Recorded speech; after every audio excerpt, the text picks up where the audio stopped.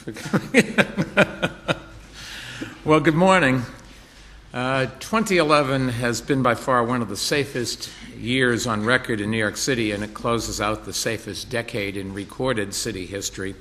As Police Commissioner Ray Kelly and Fire Commissioner Sal Cassano will sketch out in more detail, the NYPD and FDNY have continued a remarkable and history-making trend. Even working under tight budget constraints, our finest and bravest have once again kept New York the nation's safest big city. And that's a huge factor in why our population is at a record high and growing, why our life expectancy continues to lengthen, why an all-time high of more than 50 million people will have visited our city during the year 2011, and why businesses continue to open and expand in our city, giving us an economic recovery far more robust than many other parts of the nation have seen. Let's start with our continuing success in stopping crime. We're on course to record just over 500 murders during 2011, the third lowest total since good records have been kept.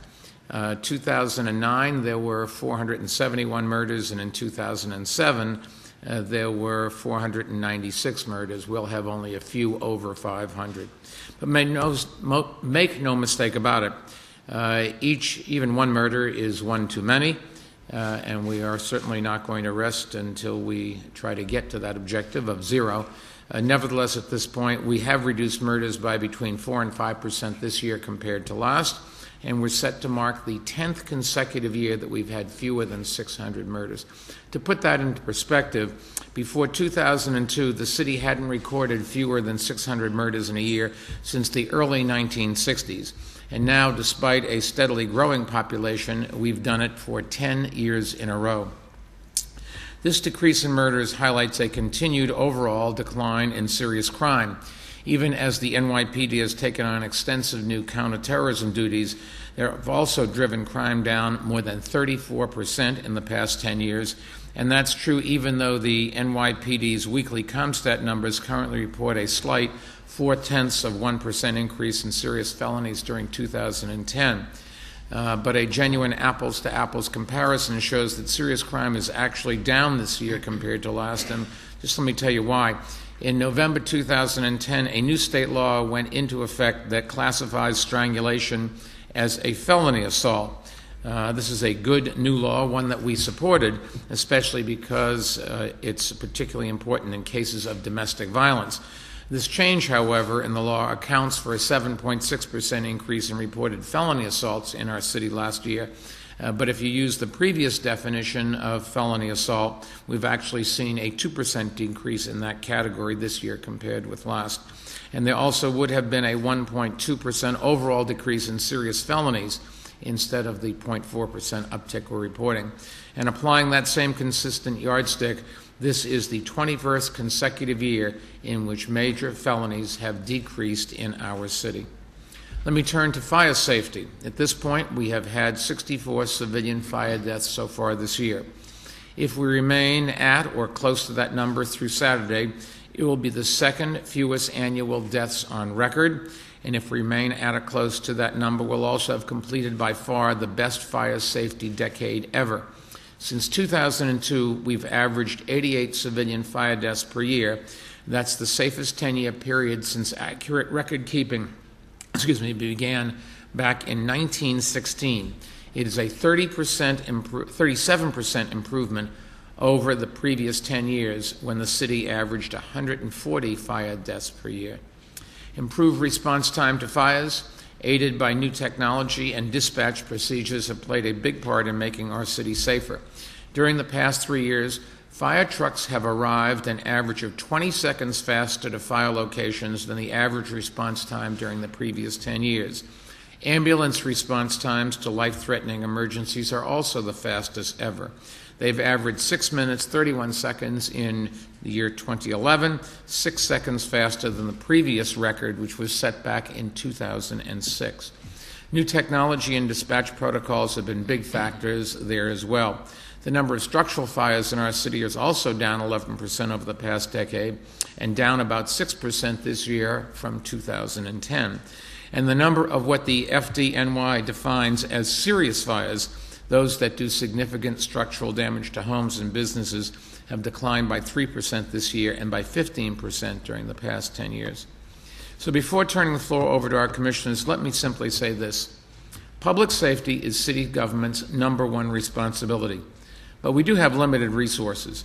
And even though we're going through some tough times and having to do more with less, something that would be true in 2012 as well, we've always found ways to continue to make our city safer, and we're going to continue to do that. For doing that, for putting themselves in harm's way to protect the rest of us, our frontline public service agencies, the NYPD and the FDNY, deserve our deepest gratitude and respect. Let me now turn the floor over to Police Commissioner Kelly, right?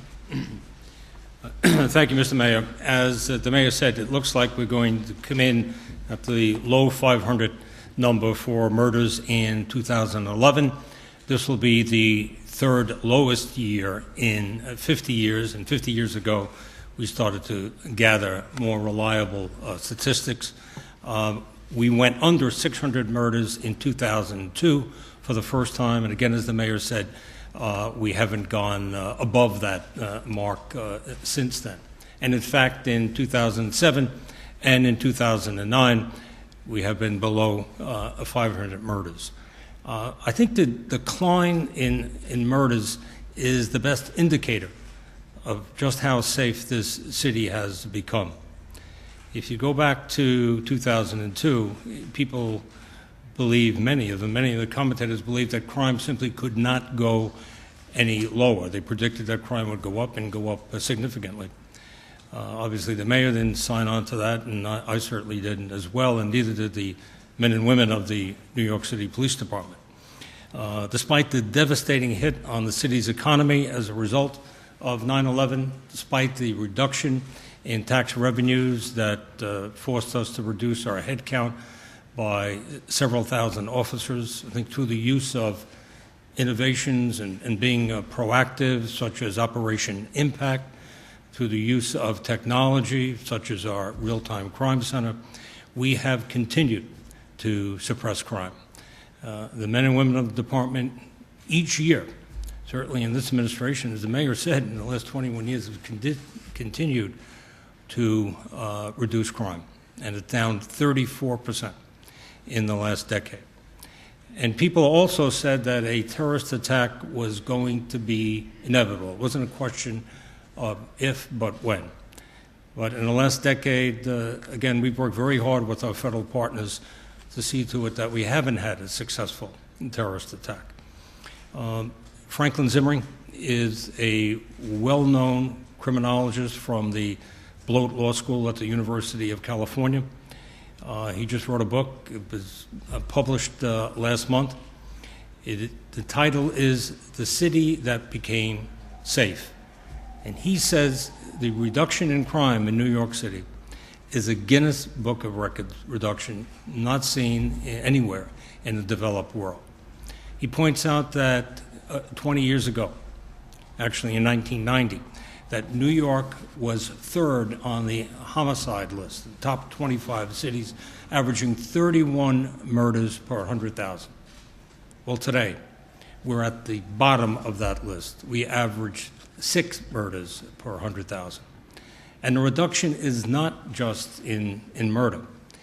Grand larceny auto, the theft of automobiles. A decade ago, we had 30,000 a year in this city. This year, we have just a little over 9,000. You look at subway crime. In 1990, there were 50 crimes a day on the subway system. Now there are 7 crimes a day when the ridership is at its highest. And the crime reductions are the most significant in the poorest neighborhoods of the city. There have been thousands of lives saved, and most of them are in the poor neighborhoods of our city. Another benefit of the crime reduction is the fact that fewer people are going, certainly fewer residents of New York City are going to state prison. It makes sense simply that if there's less crime, there's less people going to jail. Atlantic Magazine did a review of Franklin Zimmering's book, and it said the crime reduction was a public good that is, quote, truly progressive, benefiting disproportionately the poor and vulnerable who need it most. I think it's a result of an awful lot of hard work on the part of the men and women of the police department. Some of them have paid the ultimate price, the ultimate sacrifice in the process. And I think every member of the New York City Police Department should be very proud of what they've accomplished. Thank you, Mr. Mayor. Ray, thank you, and congratulations to all of the employees of the NYPD. Sal Cassano, the fire department, you keep making it safer. Thank you, Mr. Mayor. 2011 has been a very successful year for the FDNY. We're saving more lives by preventing more fires from occurring. And when the fires do start, we're getting there faster than ever before. And once on the scene, we're doing a more effective job of protecting life and property.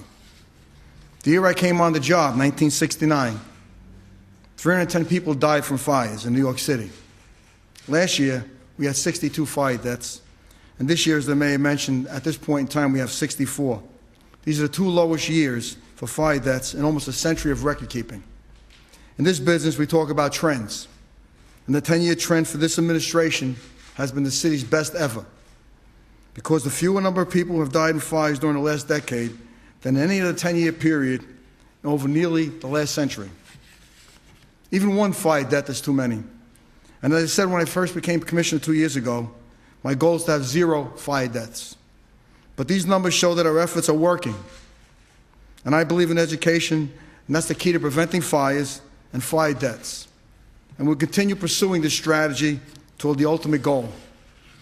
Our outreach to communities throughout the city has grown dramatically over the last decade, reaching literally millions of New Yorkers with the critical message of fire safety. These efforts have been led by our Fire Safety Education Unit and the FDNY Foundation. Together, these groups have sponsored more than 60,000 educational events in the last decade. And our EMTs and paramedics are saving more lives than ever before. In 2011, as the mayor mentioned, the fastest average response time ever for life-threatening emergencies, 6 minutes and 31 seconds. And they are arriving armed with new protocols such as smart CPR and hypothermia that are making a difference for hundreds of cardiac arrest patients. Both our fire and EMS units, we have improved response times in large part due to technology improvements and new dispatch protocols. And throughout the department, our firefighters, EMTs, and paramedics all share the common goal of a commitment to saving lives in this city every day. Their efforts on the street are what helped make the city safer over the last 10 years and has made an incredible decade of achievement in this department's history. The last decade, the FDNY showed resilience and a true resolve to improve every facet of what we do. As a result, we now stand better prepared, better equipped, and better trained than ever before. And because of that, the people of this city are much safer each and every day. Thank you. Sal, thank you, and congratulations to all the members of the FDNY. Before taking questions, let me just summarize today's announcement for our Spanish-speaking New Yorkers. Nuestros departamentos de policías y bomberos de Nueva han asegurado que Nueva York sigue siendo la ciudad gran más segura de la nación. La tasa de asesinatos bajó 4.6% este año. El índice general de delitos graves ha bajado también y esta última década ha sido la más segura en nuestra historia en cuanto a la seguridad contra incendios. And with that, we'll be happy to take some questions if anybody has any.